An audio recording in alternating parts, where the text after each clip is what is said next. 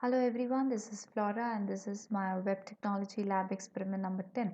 Today what we're doing is we're using a XML language. So what is XML? If you see, XML stands for extensible markup language.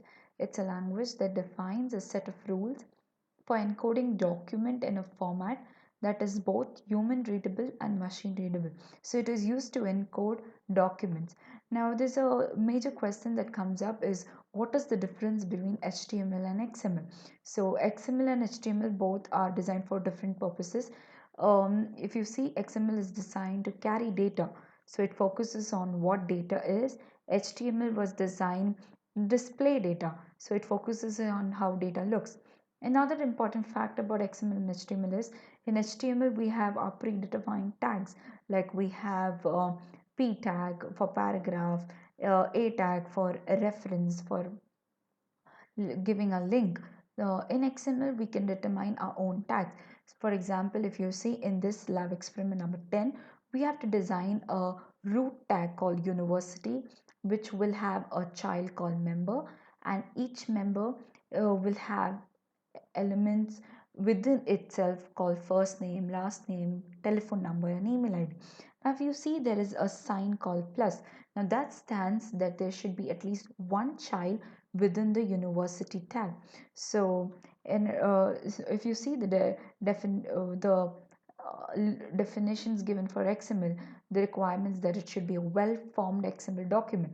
Now, this is what we'll be hiding at the head of the document, and if you see, XML tags are case sensitive, they should be properly nested and coded. This is how it should look like. If you're adding an CSS, external CSS file, it should be XML style sheet type and href. In this experiment, the way it's done, I'll show you how it is. I have an XML file. If I open up, I have the university name.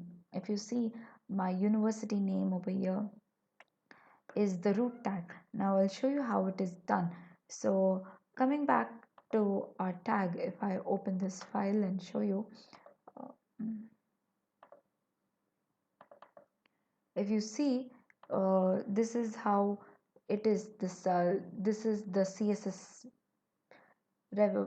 style sheet reference. Then this is university is the head tag. Then we have within the university we have the member tag, and within member we have our name, and within that we have our another second element, and then another third element as it was defined within the, if you remember our, this is another user, therefore we'll have another tag. So if you see in this, university has two members. So my first member has four child within it, it's nested, so that has its detail.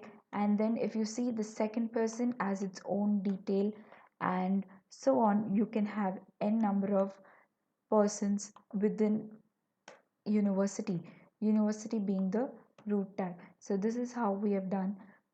If you go back to our experiment, university, then member, first name, last name, telephone, email ID. So this is all nested member.